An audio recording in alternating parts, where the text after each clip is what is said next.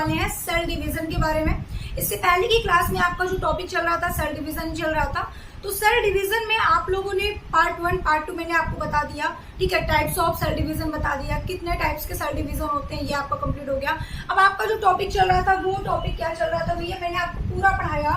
उसके बाद एक डाउट्स थे कि मैम क्रोमोसोम्स क्या होते हैं, ठीक है। तो पहले बात करते हैं कि क्रोमोसोम्स क्या होते हैं, उसके बाद बात करेंगे स्टेज ऑफ सेल डिवीजन, ठीक है, मतलब कितने स्टेज में डिवाइड किया गया है, ठीक है, किसको, तो आपको अगर मैम मिटोसिस को, तो बात करते हैं उसके बारे में भी। लेकिन पहले हम लोगों को क्या बात करना है, पहले हम लोगों को बात करना है भैया किसके बारे में, क्रोमोसोम के बारे में। तो इससे पहले की क्लास जो स्टूडेंट नहीं देखे हैं पहले तो जाकर देखो, क्योंकि आप डायरेक्टली अगर यहाँ पे पहुंचते हो तो आपको नहीं समझ में आएगा, ठीक है। जब तक आपको तीनों चीजें समझ में नहीं आएगी कि क्या होता है समसूत्र विभाजन, असूत्र विभाजन और अर्धसूत्र विभाजन, तब तक आपको ये चीजें समझ में नहीं आएगी, ठीक है। तो अगर क्रोमोसोम की बात करें तो देखो क्रोमोसोम क्या होता है, गुणसूत्र।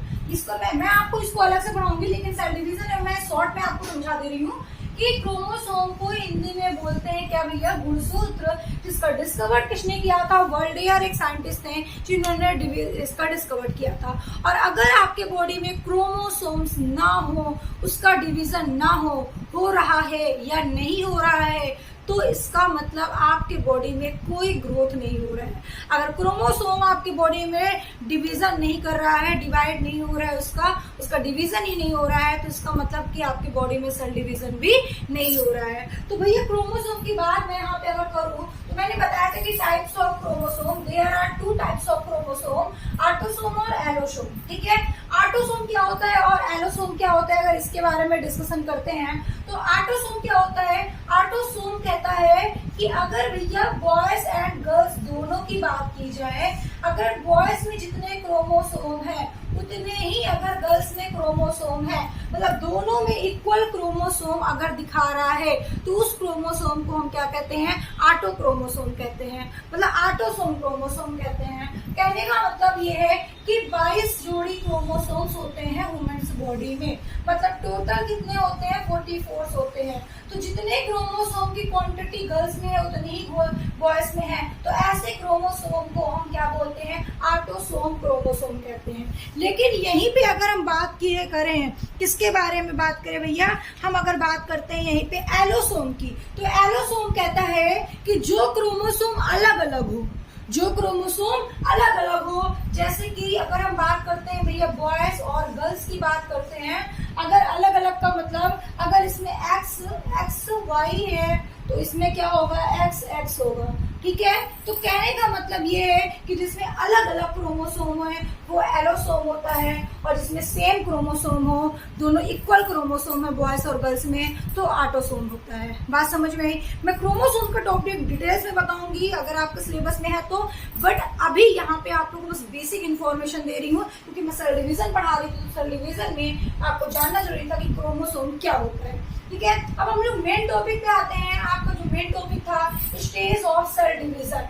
स्टेज ऑफ सेल डिवीजन की बात की जाए तो देखिए स्टेज ऑफ सेल डिवीजन को 4 पार्ट्स में डिवाइड किया गया है, ठीक है, 4 स्टेज में डिवाइड किया गया है। सॉरी, कौन कौन सा है, इंटरफेज, मेटाफेज, एनाफेज, टेलोफेज। अब ये मत कहना मैम इसको हिंदी में बता दीजिए, हिंदी लैंग्वेज आप भी पढ़ोगे यहाँ पे तो आप भूल जाओगे, ठीक है, तो इसे हिंदी वाला मत जानो, ठीक है। पश्चावस्था, ठीक है, ये सब अभी बाद में बताएंगे। इंग्लिश वाला वर्ड आपके ऐसी है और इतनी तो इंग्लिश आपको आनी चाहिए, ठीक है। तो इंटरफेज होता है, मेटाफेज होता है, एनाफेज होता है, टेलोफेज होता है और आपका साइटोकाइनेसिस होता है।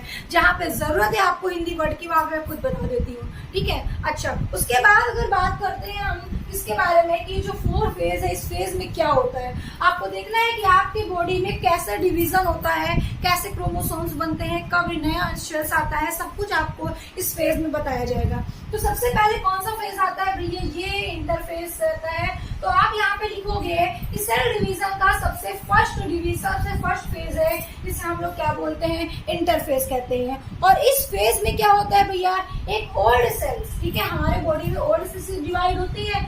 आपकी इंटरफेस कहता है कि एक ओल्ड सेल्स अपने आप को डिवाइड करने के लिए प्रिपेयर करती है, ठीक है। मतलब ये कि इंटरफेस में डिवीजन नहीं होता, इंटरफेस में प्रिपेयर करती है, अपने आप को तैयार करती है। जैसे कि हम लोग क्लास ले रहे हैं तो क्लास लेने के लिए पूरी तैयारी करते हैं, क्लास ले नहीं रहे हैं, अपने बोर्ड को मेंटेन करते हैं, ठीक है, अपने माइक वगैरह को सबको लगा लेने के बाद प्रिपेयर हो जाते हैं। तो प्रिपेयर करते हैं कौन से फेज में? इंटर फेज में।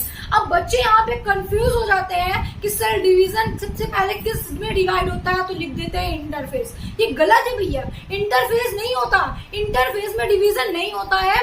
यहाँ पे आपको ध्यान देना है कि इंटरफेस में केवल और केवल क्या होता है? प्रिपेयर होता है, ठीक है, केवल और केवल क्या होता है?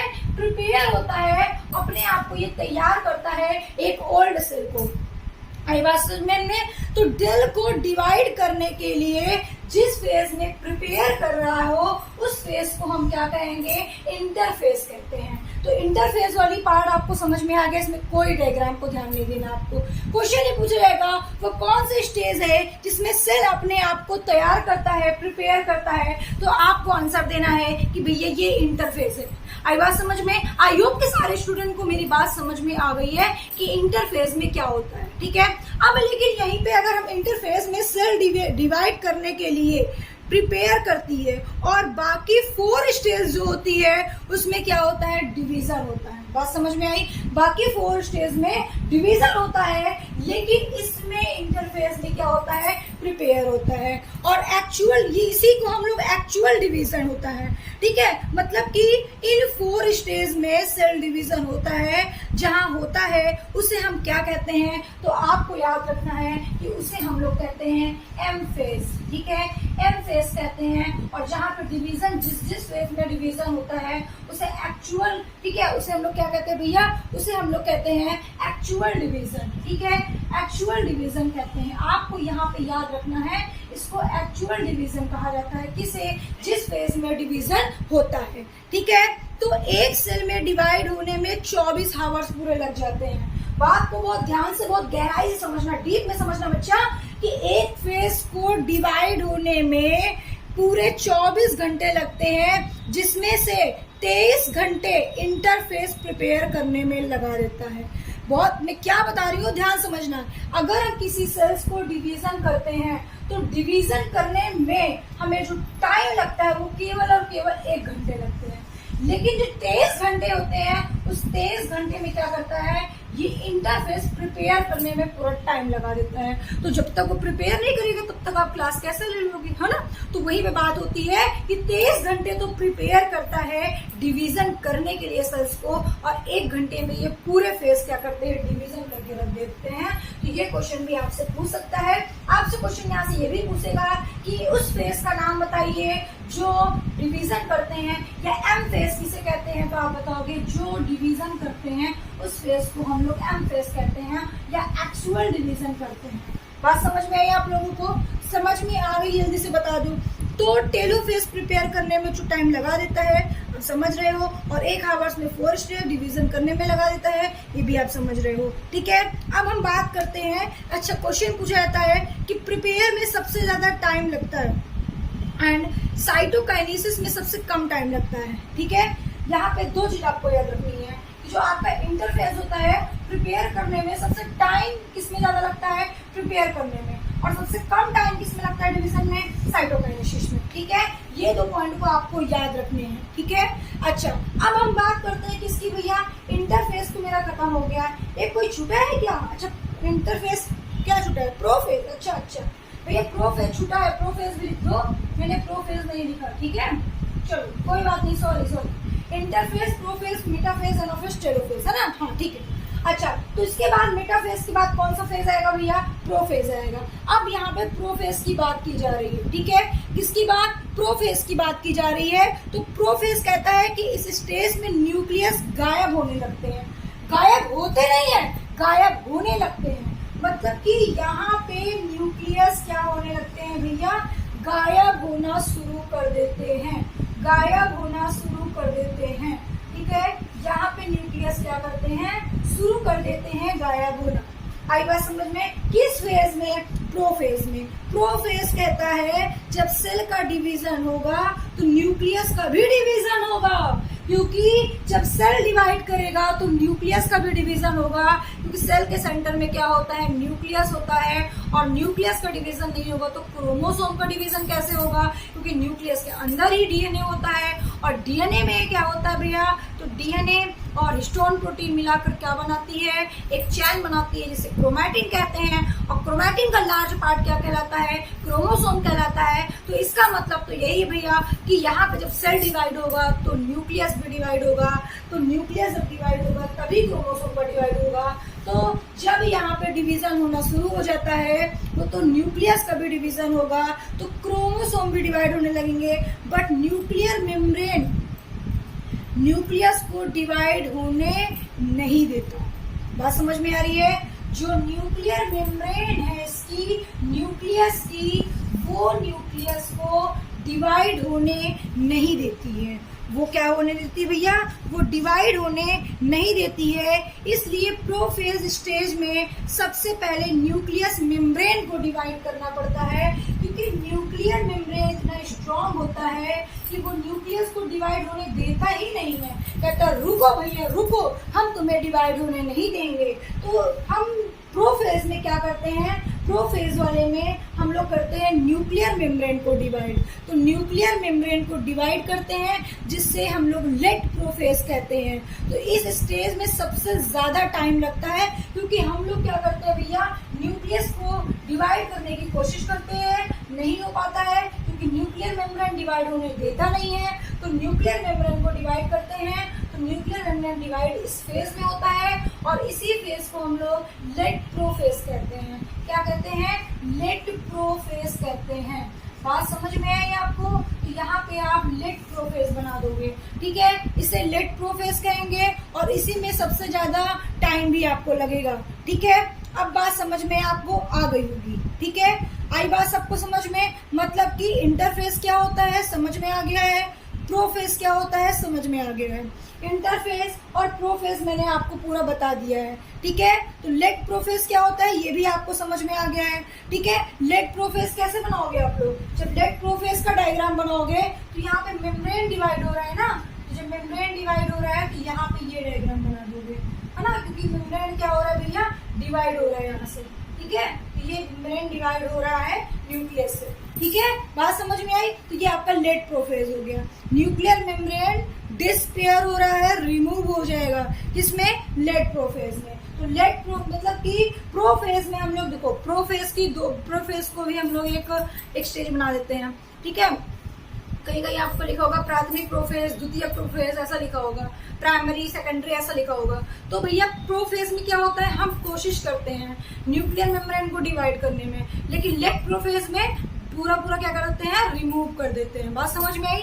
तो ये आपका हुआ क्या, प्रोफेज, ठीक है। तो आपको याद रखना है कि प्रोफेज वाले में आप क्या करोगे, न्यूक्लियर मेम्ब्रेन को रिमूव कर दोगे, ठीक है। अब आपका थर्ड आता है क्या, मेटाफेज। थर्ड आपका क्या आता है भैया, मेटाफेज। तो मेटाफेज की अगर बात की जाए कि मेटाफेज में क्या होता है, तो इस स्टेज में क्या होता है, क्रोमोसोम दूर दूर होने लगते हैं। मतलब कि मेटाफेज में क्या होता है भैया, मेटाफेज में जो क्रोमोसोम होते हैं, ठीक है, जो क्रोमोसोम होते हैं वो काफी दूर दूर होने लगते हैं। इनको दूर भगाने की कोशिश हम लोग किसमें करते हैं, मेटाफेज में करते हैं। आई बात समझ में, ठीक है। तो क्रोमोसोमों में जोड़े पेयर में होते हैं और इनको डिवाइड करने के लिए इनके बीच में कंट्रैक्शन पैदा होगा और वो धीरे धीरे धीरे धीरे क्या होने लगेंगे, सिकुड़ने लगेंगे। आई बात समझ में? अगर हम इनके बीच में कंट्रैक्शन पैदा नहीं करेंगे तो ये सिकुड़ेंगे नहीं, अलग नहीं होंगे, क्योंकि क्रोमोसोम हमेशा किसमें होते हैं, जोड़े में होते हैं। तो इसका डायग्राम आप लोग कैसे बनाओगे, जरा ध्यान से समझिएगा इस डायग्राम को, ठीक है।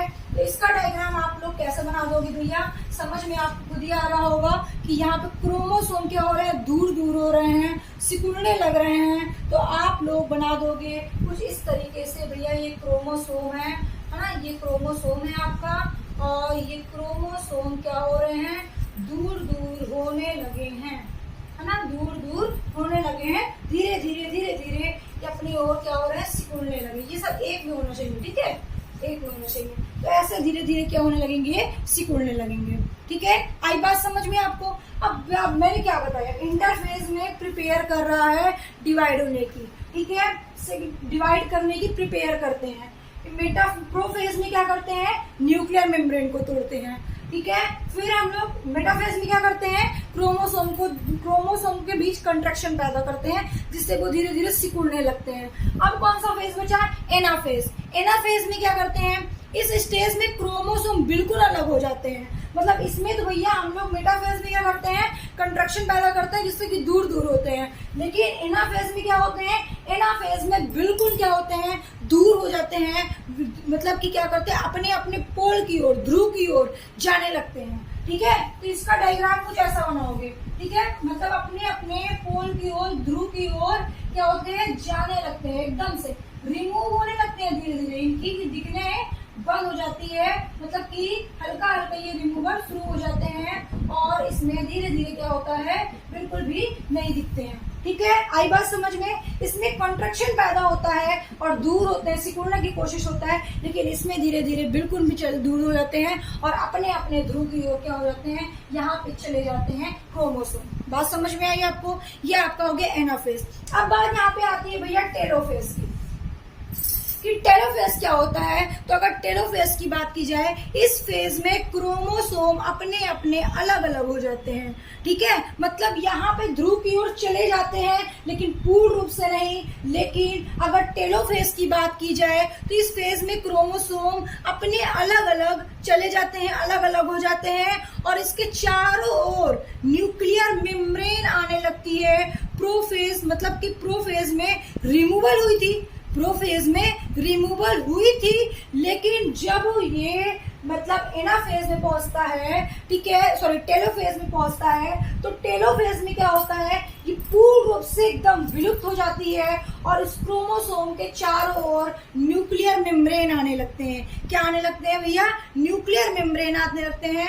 मतलब प्रोफेज में रिमूवल हुआ और इसी में क्या हुआ, इनके चारों ओर क्या हुआ, न्यूक्लियर मेम्ब्रेन आने लगी। तो ये क्रोमोसोम जब विलुप्त हो गए, ऐसे ऐसे बन गए हैं, है ना, दोनों क्रोमोसोम, तो इनके बीच क्या आने लगी, न्यूक्लियर मेम्ब्रेन ऐसे ऐसे आने लगी। आई बात समझ में, न्यूक्लियर मेम्ब्रेन आने लगी। किस फेज में बेटा, टेलोफेज में आने लगी। अब लास्ट बचा आपका साइटोकाइनेसिस। साइटोकाइनेसिस में क्या होगा, साइटोकाइनेसिस में इसमें क्या होता है, साइटोकाइनेसिस का मतलब समझो पहले। इसका मतलब होता है बच्चा, साइटो का मतलब होता है सेल और काइनेसिस का मतलब होता है डिवीजन। ठीक है, मतलब डिवाइड होना। ठीक है, तो इस फेज में सेल डिवीजन होगा, इस फेज में सेल डिवाइड होगा और दो न्यू सेल का क्या करेगा, फॉर्मेशन करेगा। अब कहोगे मैम बात तो कुछ समझ में आ रही है, लेकिन एक बार आप फिर से पूरा रिपीट कर दीजिए। देखो बहुत ध्यान से समझना। इंटरफेज में क्या होता है, इंटरफेज में सेल प्रिपेयर होता है डिवीजन होने के लिए। ठीक है, उसके बाद प्रोफेज में क्या होता है, प्रोफेज में न्यूक्लियस को डिवाइड करने की कोशिश करते हैं, लेकिन न्यूक्लियर मेम्ब्रेन डिवाइड नहीं होने देता, इसलिए न्यूक्लियर मेम्ब्रेन को डिवाइड करते हैं। तो प्रोफेज में न्यूक्लियर मेम्ब्रेन डिवाइड हो गया। मेटाफेज में क्या हुआ बेटा, मेटाफेज में क्या हुआ, मेटाफेज में हम लोग क्रोमोसोम के बीच कंट्रैक्शन पैदा करते हैं। क्रोमोसोम के बीच जब कंट्रैक्शन पैदा करते हैं तो ये दूर दूर सिकुड़ने लगते हैं। फिर उसके बाद यहाँ पे एनाफेज आया। एनाफेज में क्रोमोसोम बिल्कुल विलुप्त होने लगते हैं, बिल्कुल विलुप्त होने लगते हैं, अपने अपने ध्रुव की ओर चले जाते हैं। ठीक है, उसके बाद टेलोफेज आया। टेलोफेज में क्या होता है, जो विलुप्त हुए क्रोमोसोम है और अपने अपने ध्रुव की ओर चले गए, उनके बीच न्यूक्लियर मेम्ब्रेन आ गया। और लास्ट में साइटोकाइनेसिस में क्या होता है, इन्हीं का फिर डिवीजन होता है और फिर यहीं से दो सेल का फॉर्मेशन होता है और दो न्यू सेल का फॉर्मेशन हो जाता है, क्योंकि क्रोमोसोम भी डिवीजन हो गए और दो क्रोमोसोम अलग अलग हो गए हैं। और इस तरीके से डिवीजन होने के बाद यहाँ पे क्या होते हैं भैया, दो डॉटर सेल मिल जाते हैं, जिसमें 4 क्रोमोसोम। मतलब ध्यान समझिएगा, इतनी बात समझ में आ गई कि नहीं आपको। ठीक है, इतनी बात समझ में आपको आ गई कि नहीं, जल्दी से एक बार कमेंट करो। ठीक है, 4 क्रोमोसोम होंगे यहाँ पे। ठीक है, कितने क्रोमोसोम होंगे, 4 क्रोमोसोम होंगे। तो इस तरीके से भैया यहाँ पे 4 क्रोमोसोम का डिवीजन हो जाता है, जिसमें 4 क्रोमोसोम मतलब प्रेजेंट होते हैं, उसे उसे इक्वल क्रोमोसोम कहते हैं। ठीक है, उसे इक्वल क्रोमोसोम कहते हैं और ये मिटोसिस होता है। ठीक है, क्या होता है भैया, मिटोसिस होता है, जिसमें 4 क्रोमोसोम होंगे, उसे मिटोसिस कहते हैं। मतलब कहने का मतलब डिवीजन करने के बाद जो 4 क्रोमोसोम का फॉर्मेशन करेगा उसे मिटोसिस कहते हैं। उसे हम लोग क्या कहते हैं, इक्वल क्रोमोसोम कहते हैं। बात समझ में आ गई कि नहीं, इतनी बात सबको समझ में आ गई कि नहीं। आई होप कि ये वाला पार्ट आपको बिल्कुल समझ में आ गया होगा। ठीक है, अब हम लोग क्या बात करते हैं भैया, अभी तक आपने किसका फेज पढ़ा? मिटोसिस का। ये जितना पढ़ा है पूरा वो मिटोसिस का स्टेज पढ़ा है, मिटोसिस के स्टेज पढ़े हैं। अब मियोसिस का स्टेज पढ़ोगे नेक्स्ट क्लास में। नेक्स्ट क्लास में हम लोग बात करेंगे कि मियोसिस के कितने स्टेज होते हैं, उनके बारे में डिस्कशन करेंगे। ये आपका था मिटोसिस के बारे में, ठीक है। लेकिन आप कहोगे कि मैम इसमें इतना ज्यादा डीप में नहीं है, इसलिए मियोसिस के बारे में बात नहीं करेंगे। मैंने एक फेज आपको समझा दिया, इसी तरीके से उसमें भी होता है लेकिन थोड़ा बहुत डिफरेंट होता है, ठीक है। लेकिन आपके सिलेबस में इतना डीप में नहीं है, ये 11th वाले सिलेबस में है आपका, 9th की स्टूडेंट हो तो इतना आपको ध्यान देना है। जितना मैंने आपको बता दिया है इतनी पूरी बात ध्यान देनी है। क्वेश्चन पूछा जाता है मैक्सिमम टाइम टेकिंग फेज, तो आप बताओगे प्रोफेज, है ना।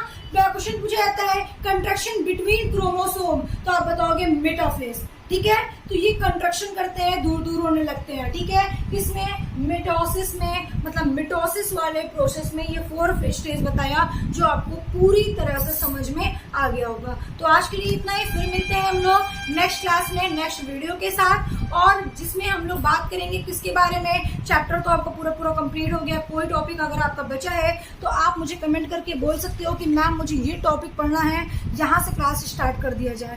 तो आपको कोई डाउट्स है, कुछ भी पूछना है तो आप मुझे कमेंट कर सकते हो। चैप्टर 2 हम लोग बात करेंगे, ये लास्ट टॉपिक था, कंप्लीट हो गया है। चैप्टर 2 टिश्यू के बारे में हम लोग कल से क्लास में डिस्कशन करेंगे।